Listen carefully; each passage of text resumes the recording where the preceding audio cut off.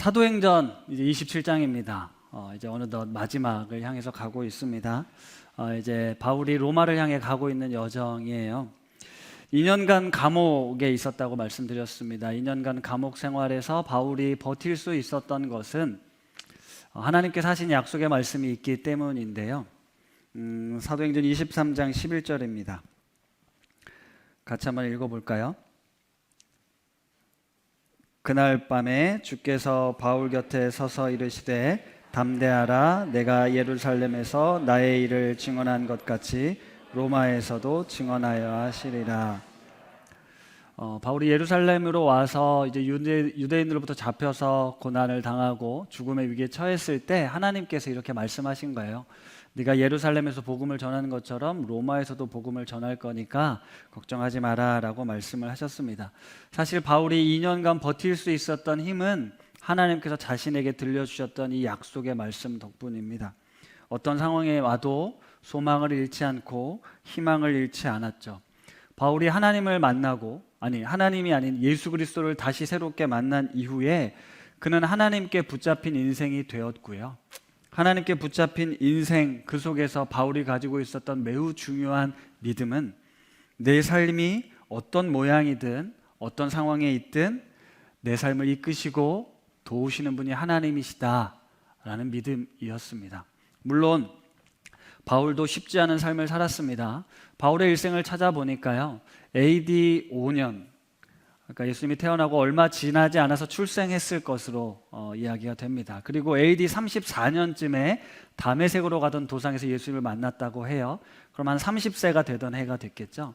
30세가 되던 해, 그동안 자기가 배워왔고 경험해왔던 모든 것들이 이제 뒤집어지고 예수 그리스도를 만나서 여기에 참된 진리가 있구나, 이게 정말 자유구나, 예수 그리스도가 우리가 그토록 기다렸던 메시아구나, 내가 이분을 위해 내 삶을 드리겠다라고 헌신을 합니다.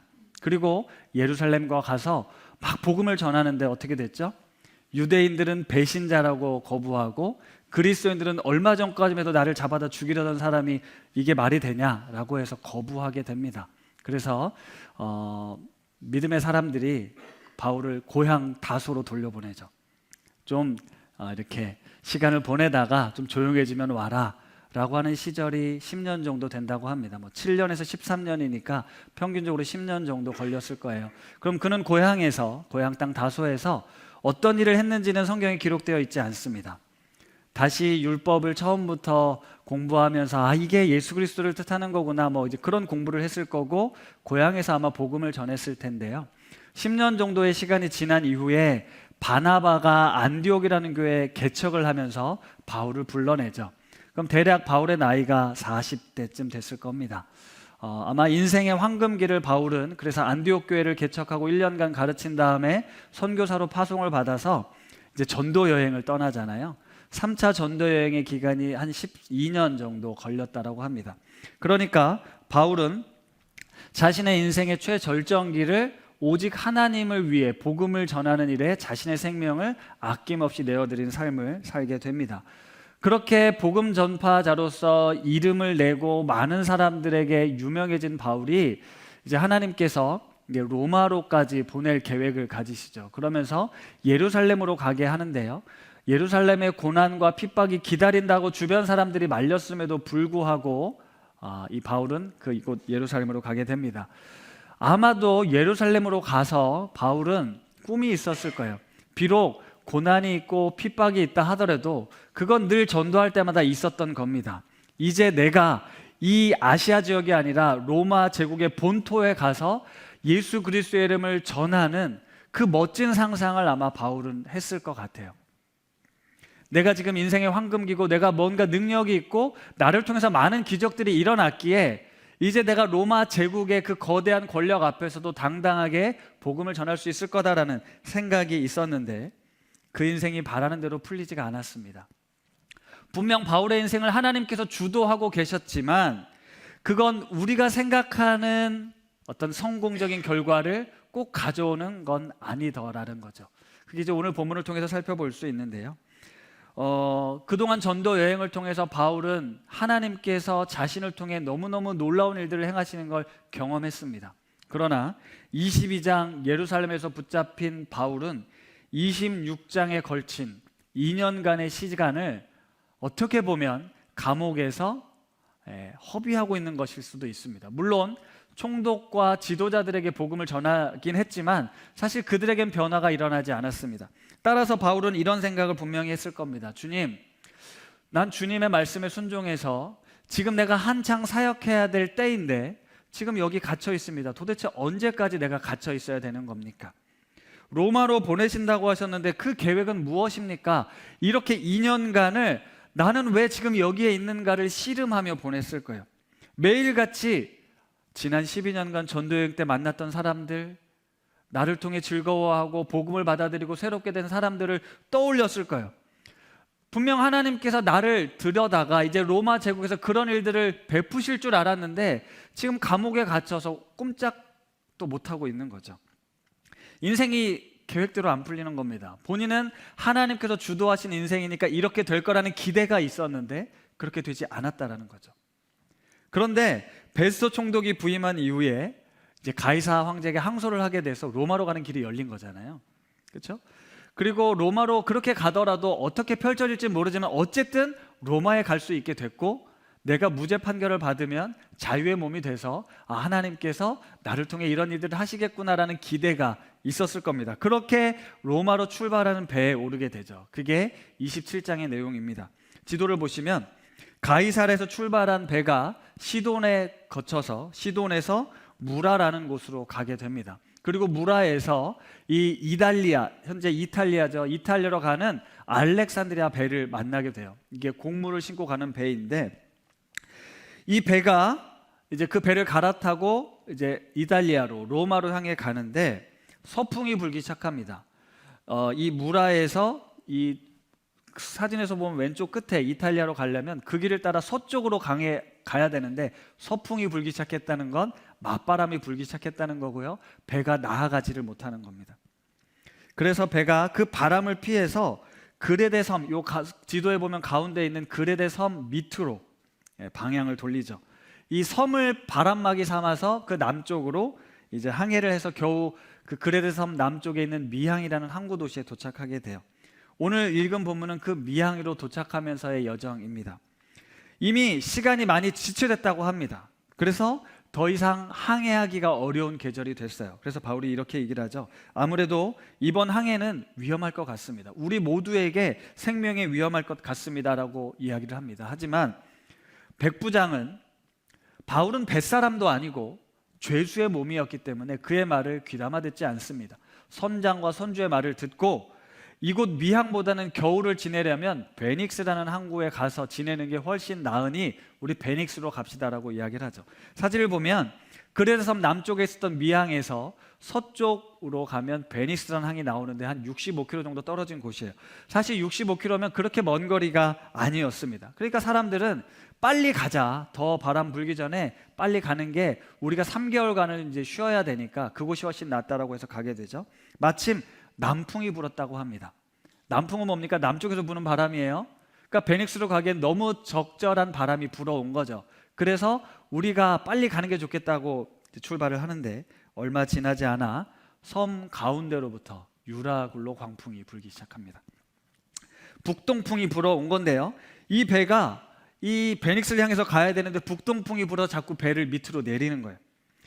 섬으로부터 멀리 밀어내서 겨우 그 밑에 작은 가우다라는 섬 근처에 가서 겨우 거루를 잡았다라고 합니다. 거루는 거룻배를 뜻하고요. 배에 딸려 있는 작은 배.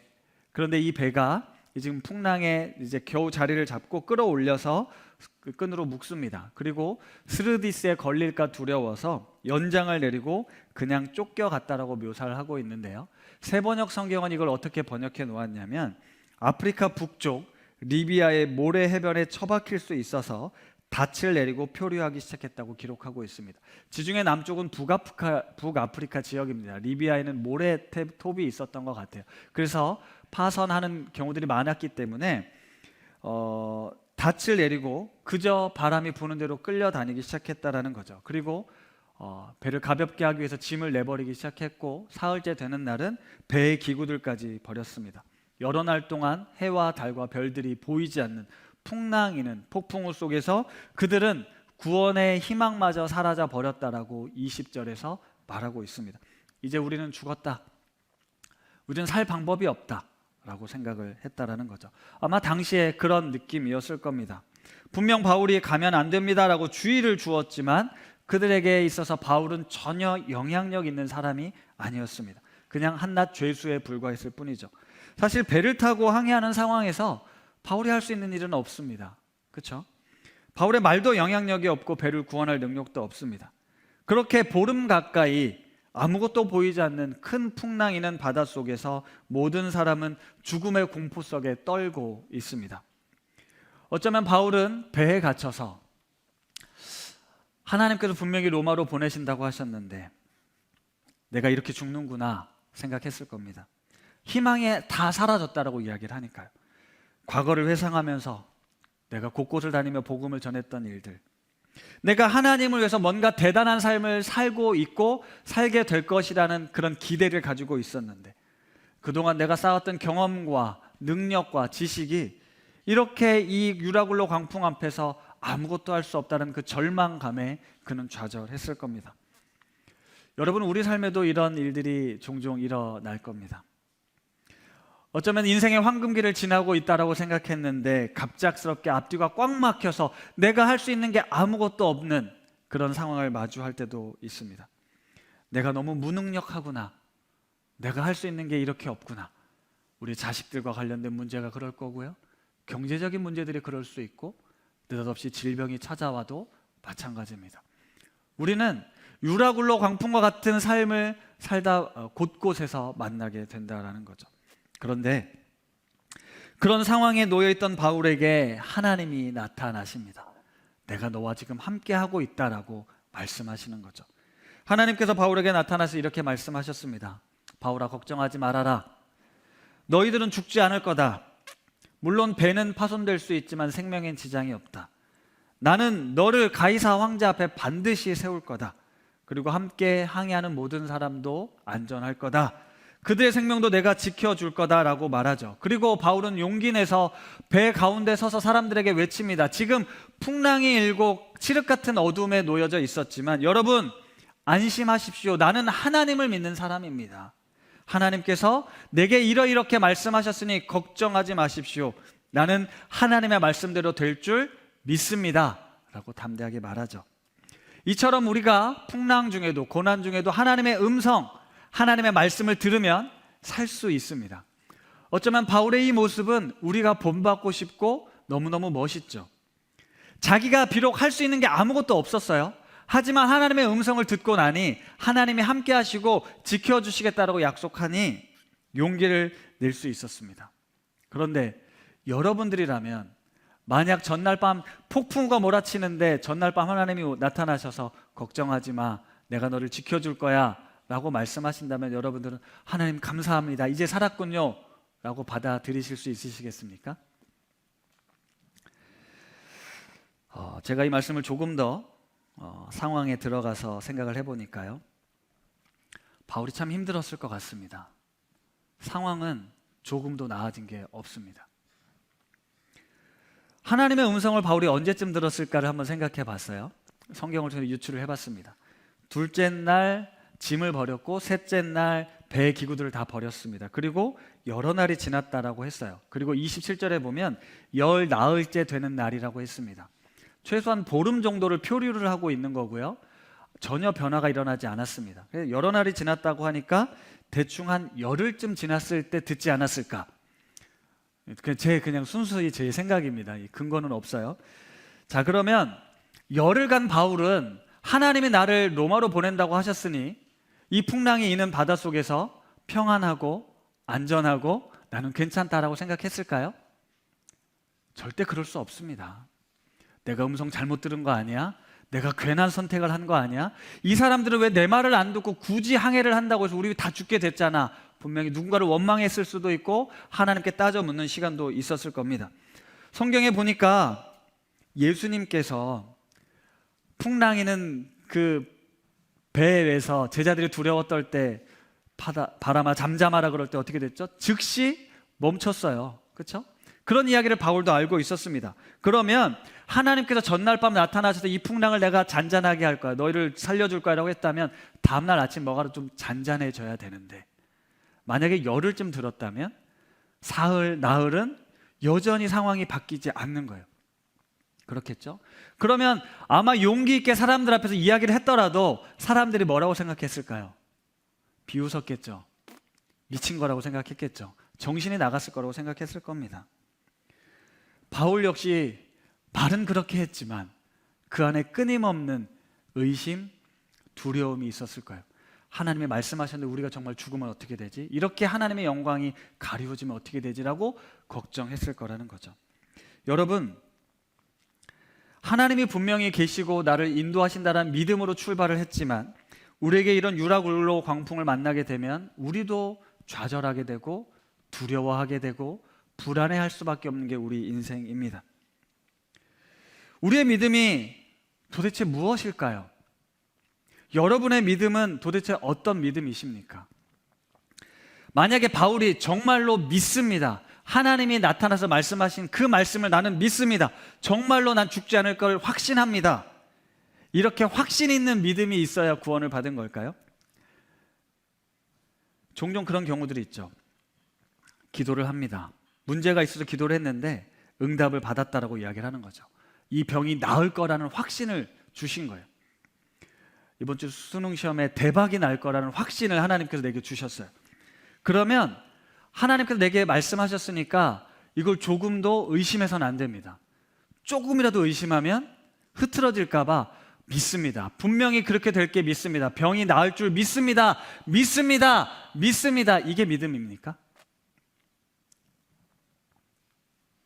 바울이 하나님의 말씀하시고 사흘간을 풍랑이 계속 일 때 조금도 의심하지 않고 반드시 하나님께서 우리를 구원하실 거야, 그 믿음을 놓치지 않았기 때문에 하나님이 구원하신 걸까요? 사실 우리는 하나님을 믿는다고 하면서 결국 내가 원하고 내가 기대하는 바를 하나님께서 들어주실 거라는 자기 확신, 자기 믿음에 도취되어 있을 때가 참 많습니다.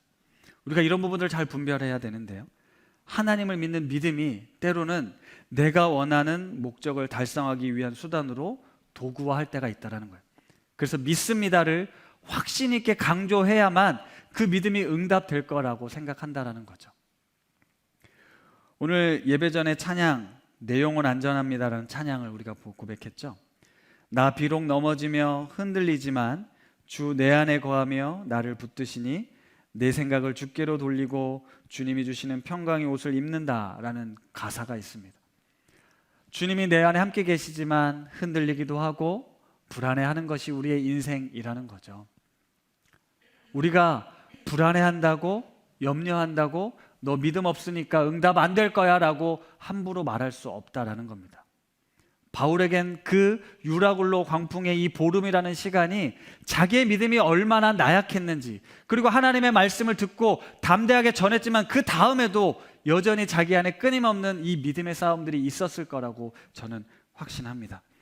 마찬가지로 우리도 이 땅을 살아가면서 하나님이 계시다는 걸 믿고 하나님이 나를 사랑하신다는 걸 믿고 하나님이 나를 구원의 길로 인도하실 것이라는 것을 우리는 믿습니다. 그렇다면 우리는 흔들리지 말아야죠.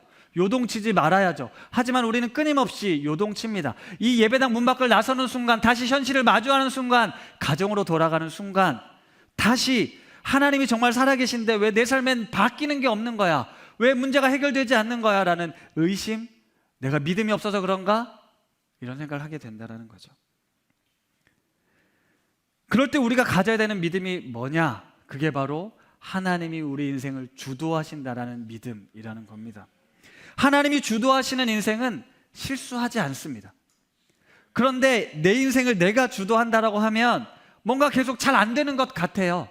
하나님이 주도하신다라고 믿으면 내 생각과는 다를 수 있지만 하나님이 가장 안전한 길로 인도하실 거라는, 우리에게 필요한 건 그 믿음이라는 거죠. 출애굽기에 모세, 나일강에 갈대상자를 띄웠습니다. 여러분, 요게벳이 내가 이 나일강에 이 아이를 띄우면 바로의 공주가 얘를 발견해서 왕국에서 잘 자라서 우리 이스라엘을 구원할 지도자가 될 거라고 믿고 뛰었을까요? 아니요. 그런 사람이 어디 있습니까? 그럴 수 없죠. 부모로서 내가 이제는 할 수 있는 게 아무것도 없습니다. 하나님, 당신이 책임져 주셔야 됩니다.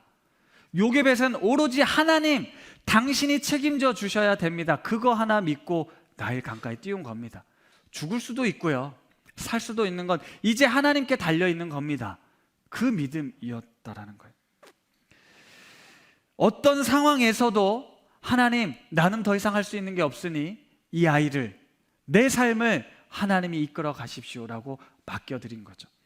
바울은 지금 유라굴로 광풍 앞에서 하나님이 나와 함께 하신다는 그 사실을 다시 깨닫습니다.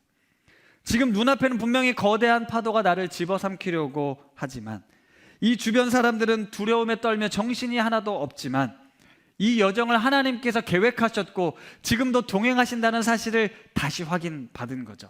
하나님이 주도하시는 인생이니 내 생각으론, 내 판단으론 도저히 아닌 것 같은데 하나님이 주도하실 거야 라는 믿음이 있었던 거죠.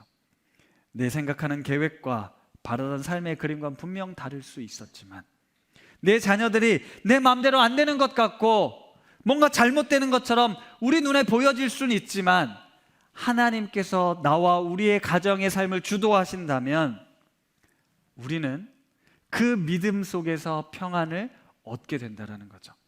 하나님의 때가 있을 거야, 하나님의 놀라운 계획은 결코 실수하지 않아, 이 믿음이 우리에게 필요하다라는 겁니다. 우리의 인생, 우리가 하나님께 속했고 예수 그리스도를 내 삶의 구주로 믿었던 그 순간 이후로 하나님은 우리의 삶의 주인이 되시기에 우리의 삶을 주도해 가신다는 것이죠. 따라서 우리는 끊임없이 무엇을 믿느냐?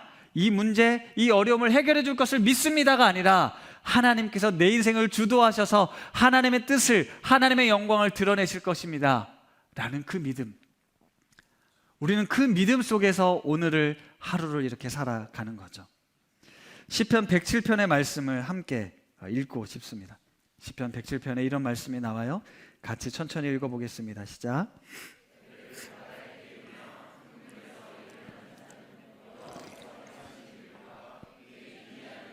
깊은 바다에서 보나니 여호와께서 명령하신즉 광풍이 일어나 바다 물결을 일으키는도다. 그들이 하늘로 솟구쳤다가 깊은 곳으로 내려가니 그 위험 때문에 그들의 영혼이 녹는도다. 그들이 이리저리 구르며 취한 자같이 비틀거리니 그들의 모든 지각이 혼돈 속에 빠지는도다. 이에 그들이 그들의 고통 때문에 여호와께 부르짖으매 그가 그들의 고통에서 그들을 인도하여 내시고 광풍을 고요하게 하사 물결도 잔잔하게 하시는도다. 그들이 평온함으로 말미암아 기뻐하는 중에 여호와께서 그들이 바라는 항구로 인도하시는도다. 여호와의 인자하심과 인생에게 행하신 기적으로 말미암아 그를 찬송할지로다. 아멘.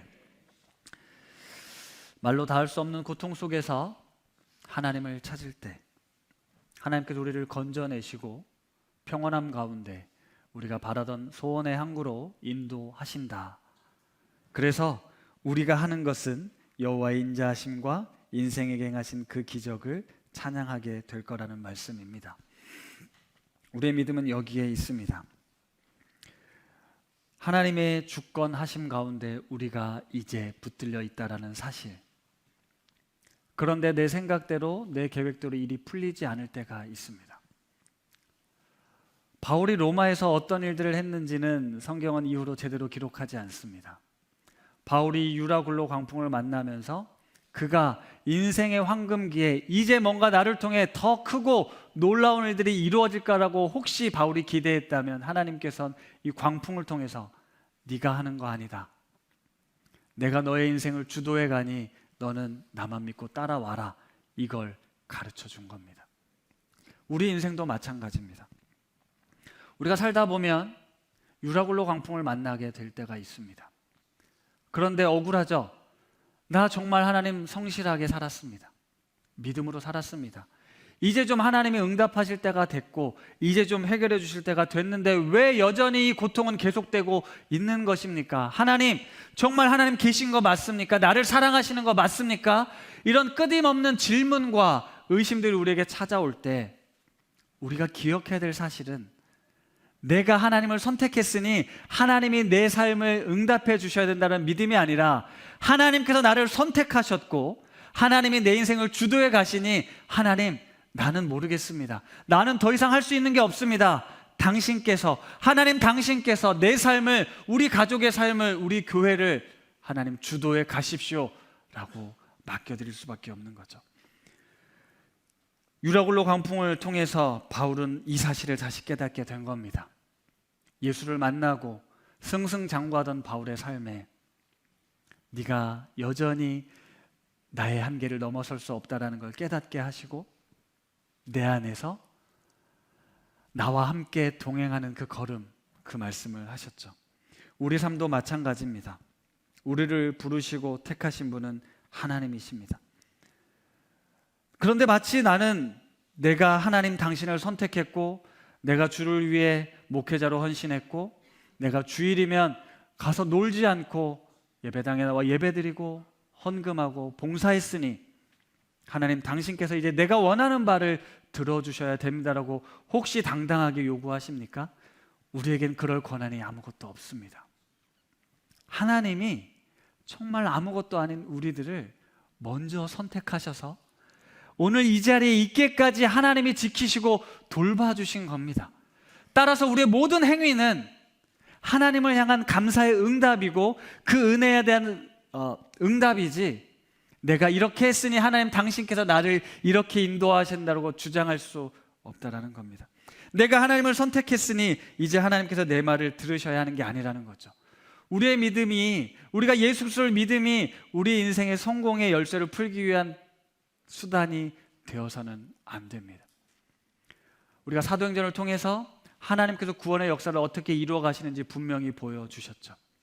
우리의 인생의 주도권은 내가 아니라 하나님께 있습니다. 하나님께서 내가 죄인 되었을 때 자기 독생자 아들 예수 그리스도를 내어주시면서 우리에게 새로운 생명을 주셨고 너는 이제 내 것이다, 나의 아들이다, 너는 나의 백성이다 라고 말씀하시면서 내가 너의 인생을 이곳에서 건져내서 하나님 나라에 이르기까지 내가 너를 지키고 붙들고 인도해 갈 거다.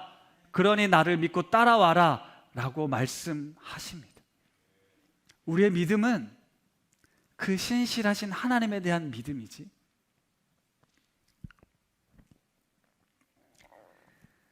내가 이렇게 애쓰고 수고하고 있으니 하나님께서 나에게 내가 원하는 바를 들어주셔야 됩니다라는 믿음이 아니라는 거죠. 내 뜻대로 안 돼도 풍랑이 일어도 하나님은 결국 우리를 들어서 하나님의 구원의 길로 인도하시는 분이십니다. 하나님께서 주도하시는 삶을 살게 될 때 우리 자녀들을 가장 좋은 길로, 가장 완전한 길로 이끄실 하나님, 그 하나님을 믿는 믿음으로 오늘 우리 삶의 치열한 전쟁터 같은 삶 속에서 바울이 두렵고 떨림으로 고백했던 것처럼 하나님이 나와 함께 하시니, 우리와 함께 하시니, 이 고통 속에서도, 이 절망 속에서도 함께 하시니 나는 주님 안에서 안전합니다, 평안합니다, 이렇게 고백할 수 있는 우리 성도님들 다 되시기를 바랍니다. 우리 함께 그래서 이 찬양 고백하고 싶은데요, 하나님의 부르심에는 후회하심이 없습니다. 하나님의 부르심에는 실수함이 없으십니다. 나를 부르신 하나님의 신실하심을 믿고 내가 따라가겠습니다. 나를 부르신 하나님의 뜻은 내 생각보다 크고 나를 향한 하나님의 계획은 나의 지혜로 측량 못하겠습니다. 그러나 주님께서 나를 가장 좋은 길로, 가장 완전한 길로 이끄심을 믿습니다. 그렇게 오늘도 주님의 이끄심을 믿으며 살겠습니다. 함께 결단하며 찬양하도록 하겠습니다.